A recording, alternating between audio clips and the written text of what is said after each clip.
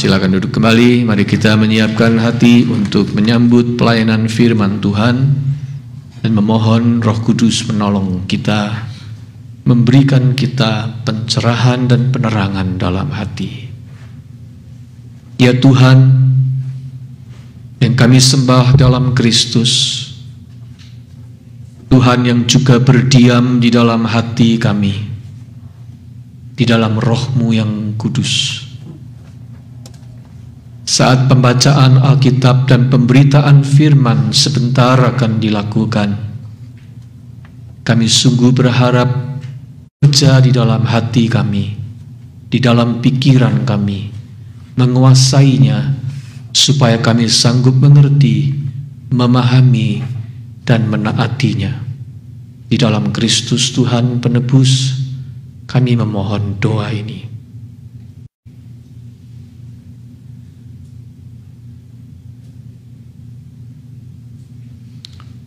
Kembali saudara kita melanjutkan tema tentang Joseph the Steward pada Kejadian pasal 43 ayat 15 sampai dengan 28. Kita sampai kepada episode ini. Mari kita bangkit berdiri selama pembacaan kitab suci.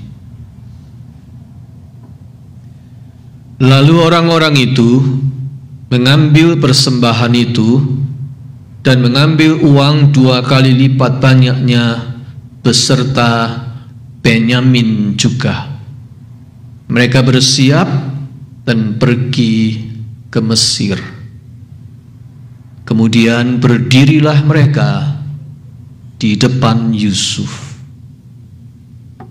Ketika Yusuf melihat Benyamin bersama-sama dengan mereka, berkatalah ia kepada kepala rumahnya, "Bawalah orang-orang ini ke dalam rumah. Sembelihlah seekor hewan dan siapkanlah itu, sebab orang-orang ini akan makan bersama-sama dengan aku pada tengah hari ini."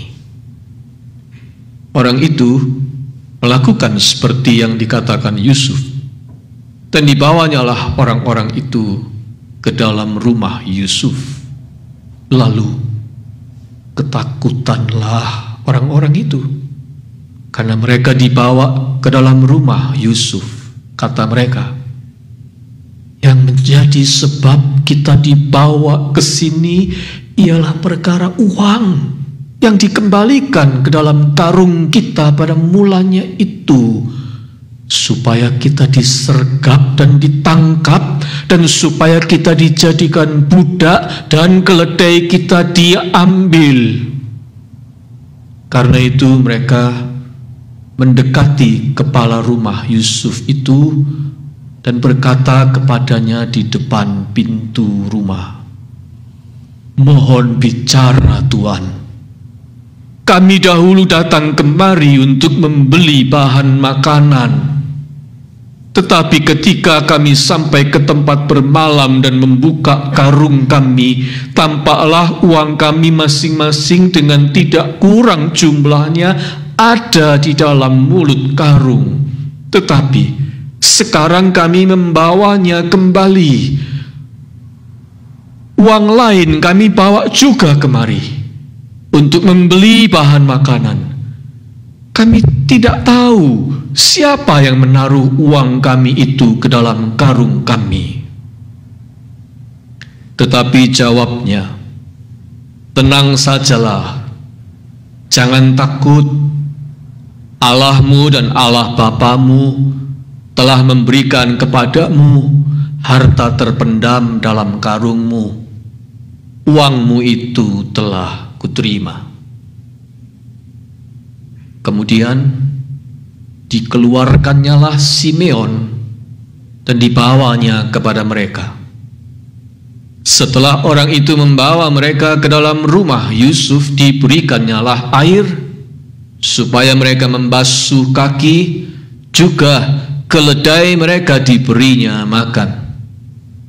Sesudah itu mereka menyiapkan persembahannya, menantikan Yusuf datang pada waktu tengah hari, sebab mereka telah mendengar bahwa mereka akan makan di situ. Ketika Yusuf telah pulang, mereka membawa persembahan yang ada pada mereka itu kepada Yusuf di dalam rumah, lalu sujud kepadanya sampai ke tanah. Sesudah itu ia bertanya kepada mereka, apakah mereka selamat? Lagi katanya, apakah ayahmu yang tua yang kamu sebutkan itu selamat? Masih hidupkah ia? Jawab mereka, hambamu ayah kami ada selamat, ia masih hidup. Sesudah itu berlututlah mereka dan sujud. Demikianlah pembacaan Alkitab. Berbahagia kita yang mendengar firman Allah dan memeliharanya. Haleluya.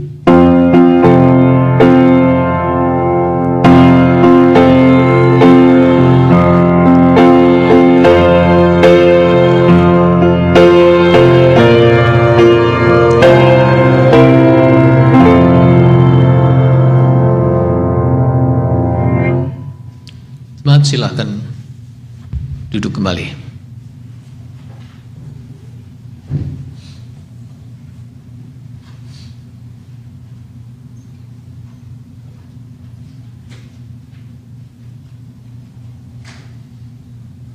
Oke, saudara-saudara,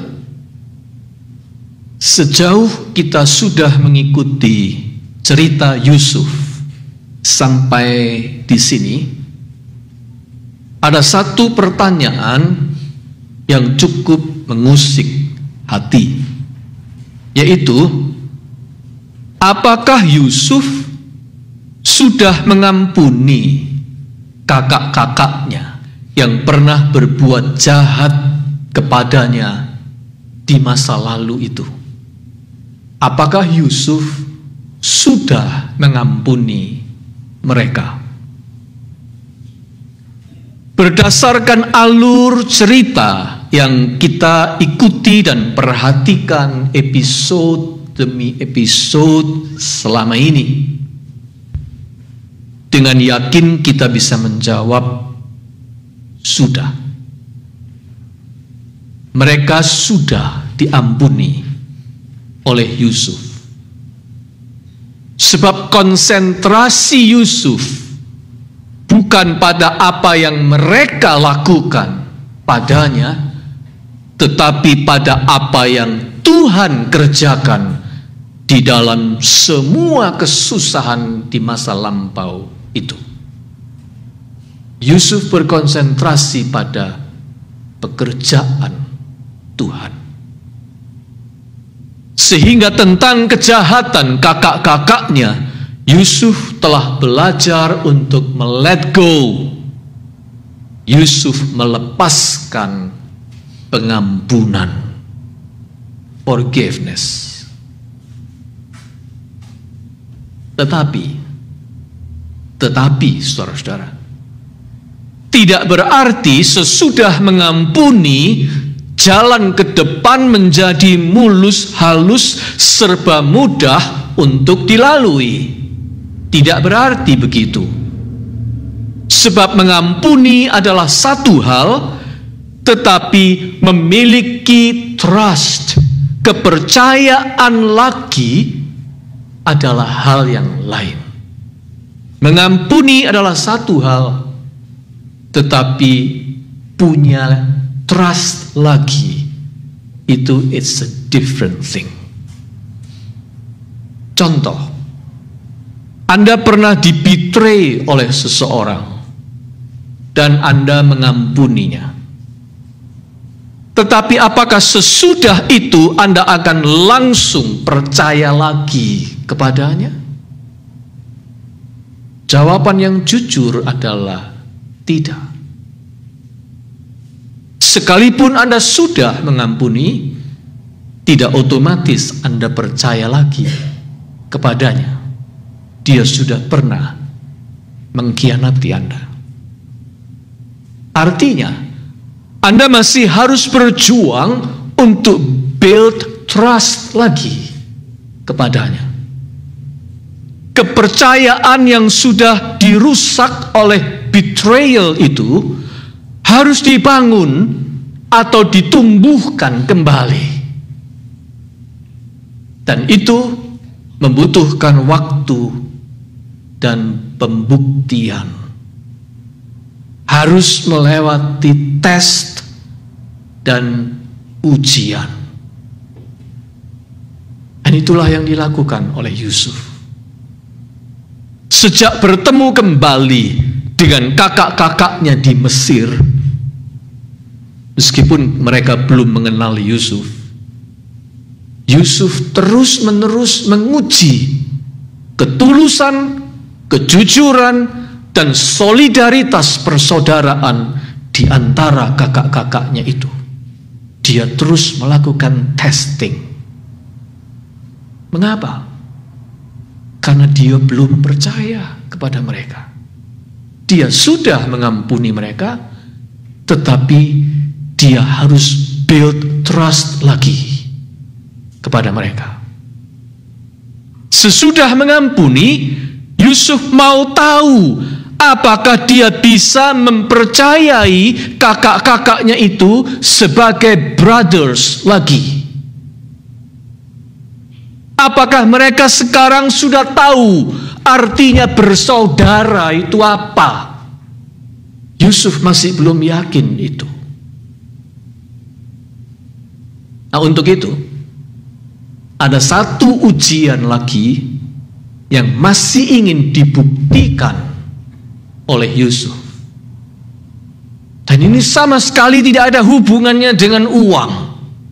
Bukan soal uang. Memang di dalam ketidakmengertian dan ketakutan saudara-saudaranya, mereka mencemaskan soal uang. Mereka sangka ini soal uang. Uang yang dikembalikan itu. Oleh karena itu mereka berusaha menjelaskannya. Anda baca itu di ayat 18 sampai dengan 22 tadi. Mereka menyangka ini soal uang. Keliru. Uang sama sekali bukan masalahnya. Soal uang tidak relevan di sini. Kepala urusan rumah tangga Yusuf atau stewardnya menjawab begini, tenang sajalah, jangan takut. Allahmu dan Allah bapamu telah memberikan kepadamu harta terpendam di dalam karungmu. Uangmu itu telah kuterima. Artinya, soal uang sudah beres. Tak perlu dirisaukan. Ayat 23. Kalau begitu, apa yang dicari Yusuf? Kalau soal uang bukan masalahnya, apa yang ingin dicari Yusuf? Apa yang ingin dijadikannya bukti untuk build trust lagi? Perhatikan ayat 16. Ketika Yusuf melihat Benyamin bersama-sama dengan mereka, berkatalah ia kepada kepala rumahnya, bawalah orang-orang ini ke dalam rumah, sembelihlah seekor hewan, dan siapkanlah itu, sebab orang-orang ini akan makan bersama-sama dengan aku pada tengah hari ini. Disebut di situ Yusuf melihat Benyamin. Siapa Benyamin? Dia adalah adik kandung Yusuf, satu ibu, satu ayah. Kalau yang lain satu ayah, lain ibu. Kalau Benyamin itu satu ibu. Dan sudah 13 tahun lamanya Yusuf tidak melihat adiknya itu, Benyamin. Kalau dulu kakak-kakaknya berlaku jahat padanya, pertanyaannya adalah, apakah perlakuan yang sama itu mereka berikan kepada adik kandungnya itu? Itu yang ingin Yusuf ketahui. Yusuf mau tahu, apakah perlakuan yang sama kepadanya dulu itu diperlakukan untuk Benyamin. Dia mau lihat pertama-tama dari penampilan adiknya itu. Kuruskah badannya? Muram sedihkah pancaran wajahnya? Jernih atau sayukah sinar matanya? Dia mau melihat dari appearance-nya Benyamin. Anak ini diperlakukan baik atau tidak oleh kakak-kakaknya. Saudara-saudara, orang diperlakukan baik atau tidak itu seringkali terlihat dari penampilan fisiknya, bukan? Orang yang tidak diperlakukan baik, fisiknya akan bicara. Oleh sebab itu Yusuf memperhatikan betul bagaimana penampilan Benyamin saat itu. Dan selanjutnya, dia pada waktu itu,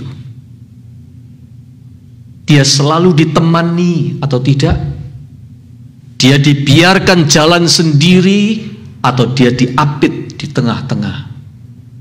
Semua gestur itu dibaca dengan cermat oleh Yusuf. Seolah dia mau berkata, aku mau lihat mereka memperlakukan adikku dengan baik atau tidak. Aku mau melihat buktinya.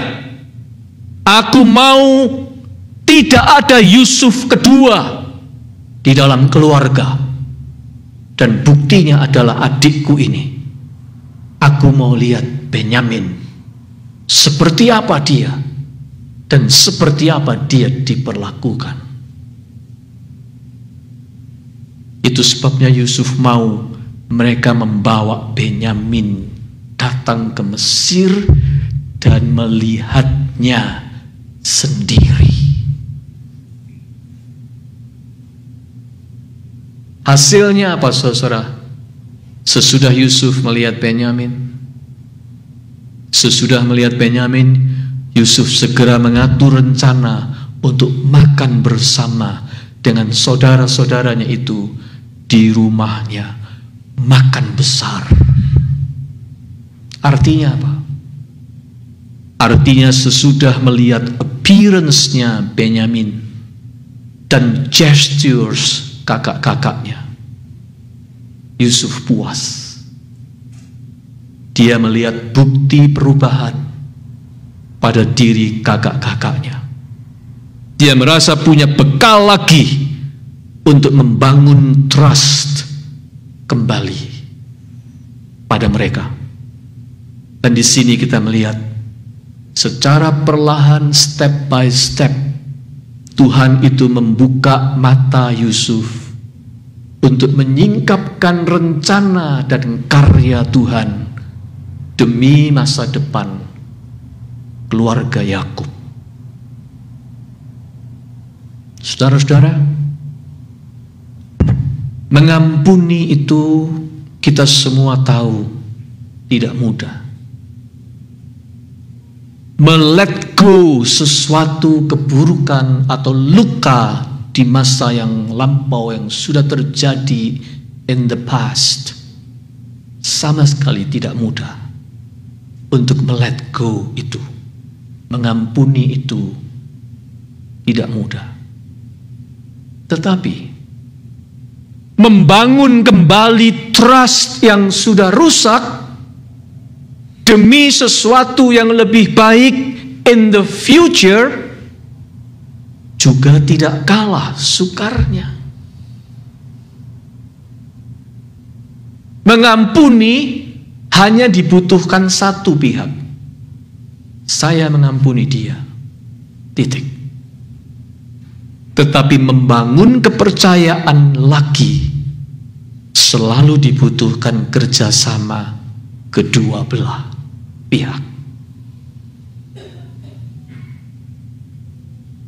Untuk membangun kebaikan in the future, pengampunan saja tidak cukup. Untuk membangun sebuah kebaikan di masa mendatang, dibutuhkan trust. Harus ada yang bisa dijadikan pegangan dan sandaran. Harus ada rasa aman. Harus ada ketenangan dan kemantapan. Feel secure. Kalau tidak, orang tidak mungkin bisa berjalan ke depan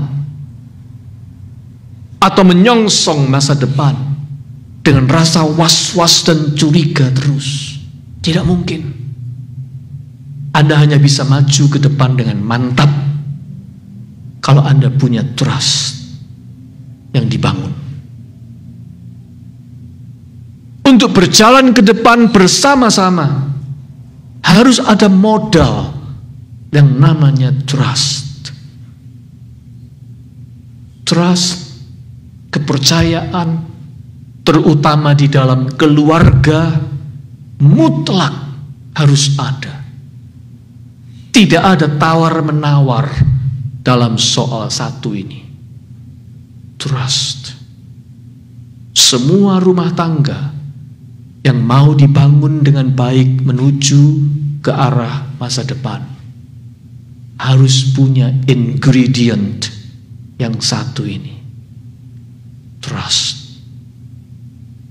Jika trust sudah sempat dinodai dan menjadi rusak, dia harus dibangun kembali. Dia harus ditumbuhkan lagi.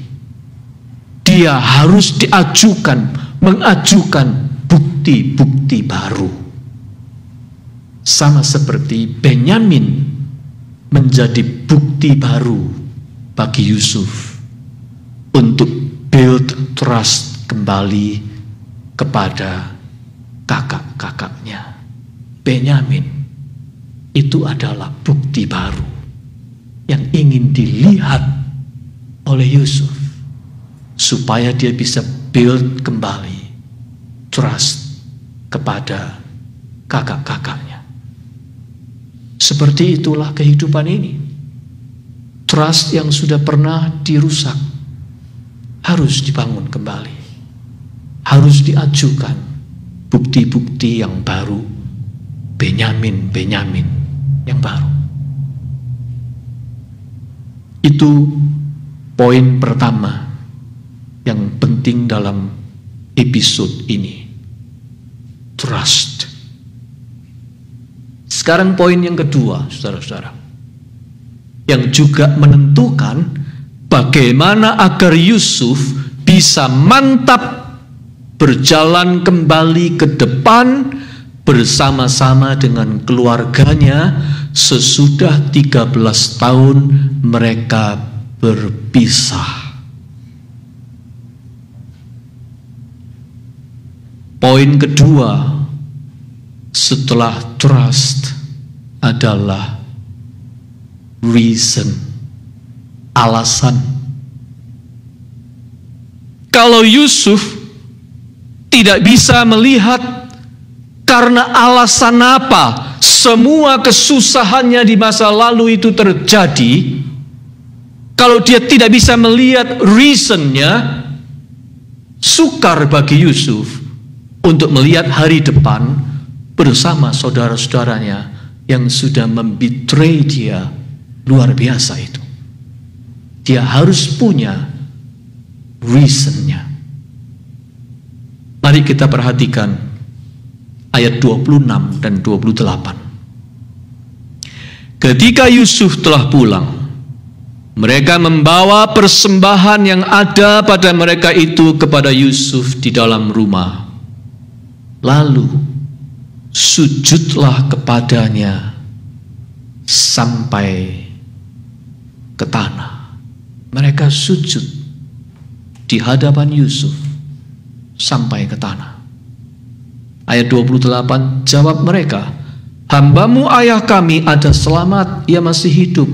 Sesudah itu berlututlah mereka dan sujud. Mereka, saudara-saudaranya itu, berlutut dan sujud sampai ke tanah di hadapan Yusuf, dan Yusuf melihat itu semua. Pada saat itu, saudara-saudara, sekali lagi Allah membuka mata Yusuf. Allah menyingkapkan rahasia pekerjaannya. Sebab pada saat Yusuf melihat kejadian itu, mereka saudara-saudaranya sujud sampai ke tanah. Terkenanglah ia kembali kepada mimpinya dulu. Kejadian 37 ayat 5 dan 7 mengatakan begini, pada suatu kali bermimpilah Yusuf. Lalu mimpinya itu diceritakannya kepada saudara-saudaranya. Sebab itulah mereka lebih benci lagi kepadanya. Karena katanya kepada mereka, "Coba, dengarkan mimpi yang kumimpikan ini.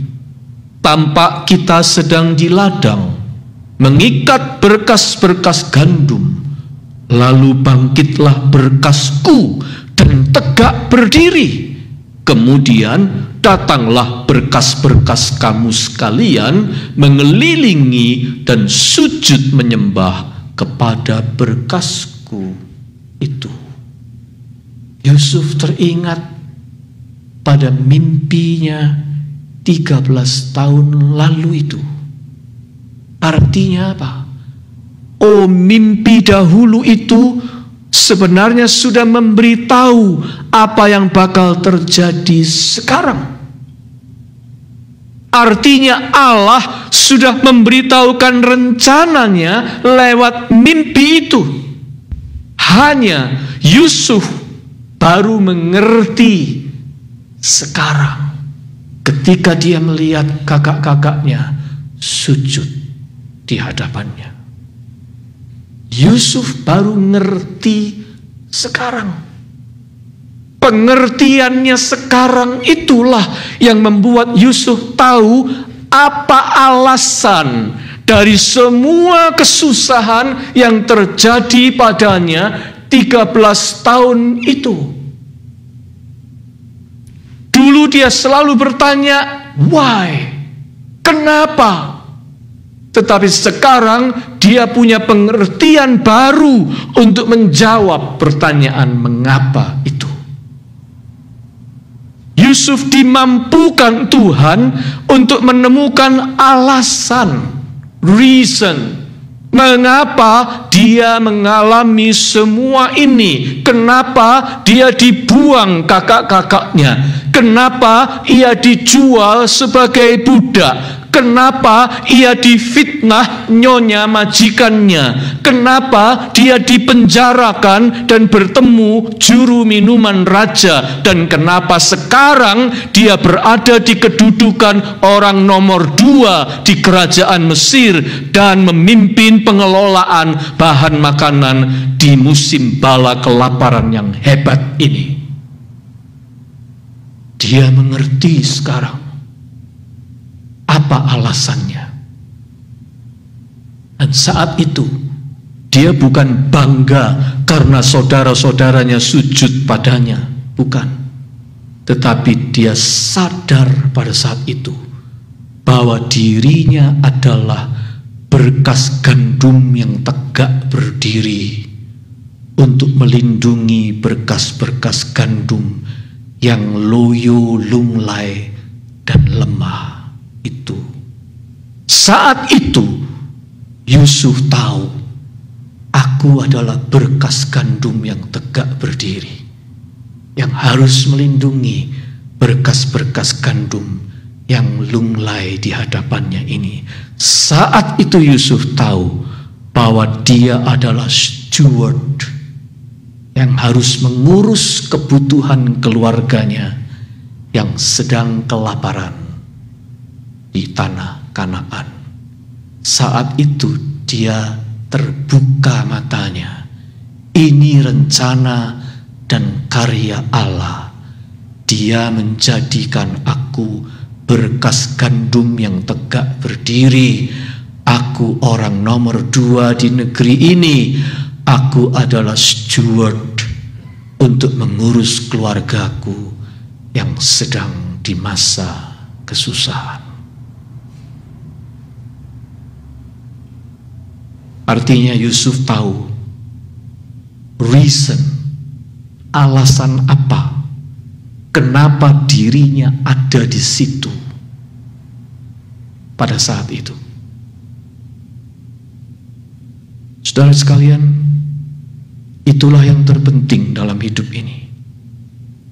Anda dan saya tahu kenapa kita ini exist di dunia ini. Kenapa Anda dan saya ada dan hidup. Benefit, manfaat apa yang bisa saya berikan kepada situasi di sekeliling saya? Untuk apa saya ada di sini? Kenapa Tuhan mengizinkan dan membawa saya ada di sini? Selama kita tahu alasannya, kenapa kita exist, kita kuat, saudara-saudara. Kita bisa menyongsong datangnya hari esok. Kalau kita tahu kenapa kita ini ada di sini. Dan itulah yang Tuhan mau. Bukan hanya dari Yusuf, tapi dari kita semua. Tuhan mau kita tahu mengapa kita hidup. Untuk tujuan apa kita ada di dunia ini. Ada orang-orang yang punya alasan-alasan hidup yang besar. Seperti mengabdi untuk negara, melayani pekerjaan Tuhan,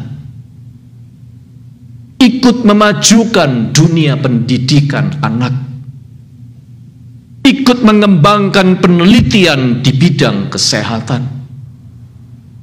untuk membela kaum yang lemah, untuk membantu janda-janda dan yatim piatu dan anak-anak terlantar, dan seterusnya. Ada orang-orang yang punya reason seperti itu untuk hidup. Tapi ada lebih banyak lagi orang dengan alasan-alasan untuk hidup yang lebih sederhana. Seperti untuk membesarkan anak, untuk menyekolahkan keponakan, untuk merawat keluarga, untuk mendampingi saudara yang sakit, untuk merawat cucu, untuk mengurus administrasi gereja, untuk mengurus pekerjaan dapur di sekolah, di asrama, bahkan mungkin di lembaga pemasyarakatan. Atau hidupnya beralasan untuk membagi pengetahuan, berbagi tenaga untuk community, untuk masyarakat di sekelilingnya. Ada banyak alasan lain yang membuat orang punya reason untuk hidup. Saya mau cerita sedikit tentang anak saya, putri saya Samantha. Dia tinggal di New Jersey Selatan, saudara-saudara. Rumahnya itu sebuah perumahan. Nah, sejak dia tinggal di situ, tak lama sesudah dia pindah dan mendiami rumah itu sampai sekarang, sudah berjalan beberapa tahun. Uniknya adalah satu orang tetangganya yang semula Samantha tidak tahu orangnya. Orang ini setiap minggu hari Rabu kalau Samantha mengeluarkan trash, nanti sore trash itu sudah kembali.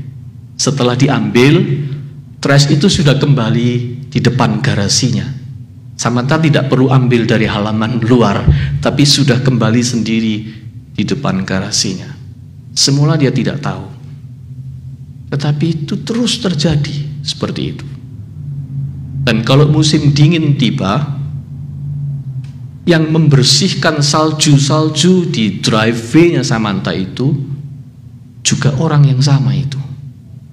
Dia membersihkan tanpa disuruh. Mula-mula Samantha tidak tahu siapa orang itu. Hanya di kamera itu sempat terlihat ada orang tertentu, ada orang laki, pria tertentu yang sama yang melakukan itu. Bahkan kalau Samantha mengganti tanamannya di pekarangan depan dengan tanaman-tanaman baru, dia memberikan notes kecil di situ. Hi neighbor, I love it. Sampai suatu kali ketika saya datang ke sana, saudara-saudara, saya penasaran, saya bilang, ayo kita cari siapa orang ini. Singkat kata akhirnya kami bertemu. Dan orang itu memang tinggal tidak jauh, beberapa rumah dari rumahnya Samantha. Pria itu setelah kami bercakap, dia memberitahu bahwa dia pensiunan. Dan setelah dia pensiun, dia punya lebih banyak waktu. Dia bilang, saya mau melakukan sesuatu untuk neighborhood ini. Dan itulah yang dia lakukan. Dia memperhatikan rumah-rumah di mana ada penghuninya yang mungkin tinggal sendirian, apalagi kalau cewek gitu ya. Dia pikir dia membutuhkan tenaga. Nah itu kalau di musim dingin dia yang melakukan shuffle untuk salju, dan kemudian dia selalu mengembalikan tong-tong sampah kembali ke tempatnya. Kami heran, tetapi dia berkata, dan kami ingin membalas dia, tetapi dia bilang, tidak perlu. Saya melakukan ini dengan senang, karena saya mau hidup saya ini tetap berarti. Saya mau doing something yang berarti untuk neighborhood ini, dan saya melakukannya itu dengan sukacita. Saudara-saudara, orang ini orang yang ingin terus memberi reason mengapa dia hidup. Dia mau melakukan sesuatu, apapun itu, sesederhana apapun itu. Kalau orang punya reason to live, orang itu lebih kuat. Dr. Gladys McGarry adalah wanita yang pada tahun 2024 ini genap berusia 104.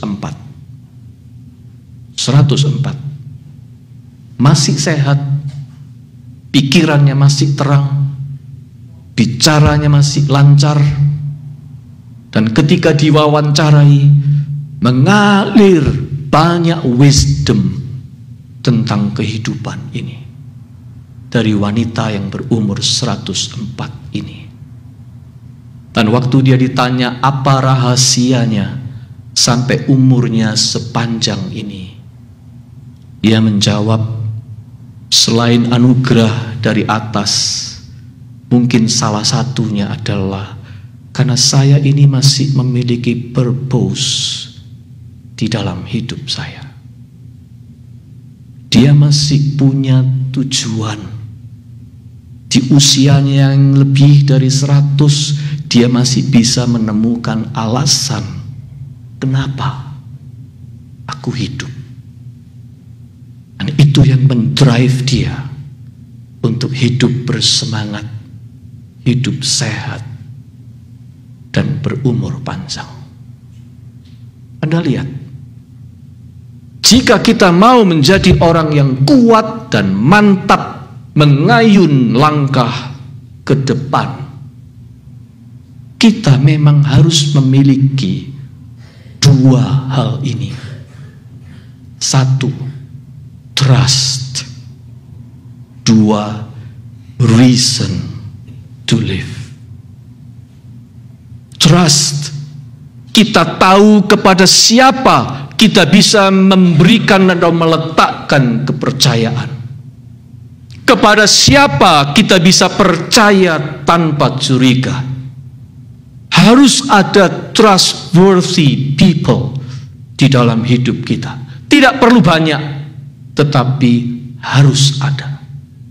Itu yang pertama. Dan yang kedua, kita tahu kenapa kita ada di dunia ini. Kita tahu alasan atau tujuan apa, kenapa kita diberi hidup oleh Tuhan sampai hari ini. Kita tahu bahwa kita harus terus memberi meaning, memberi makna.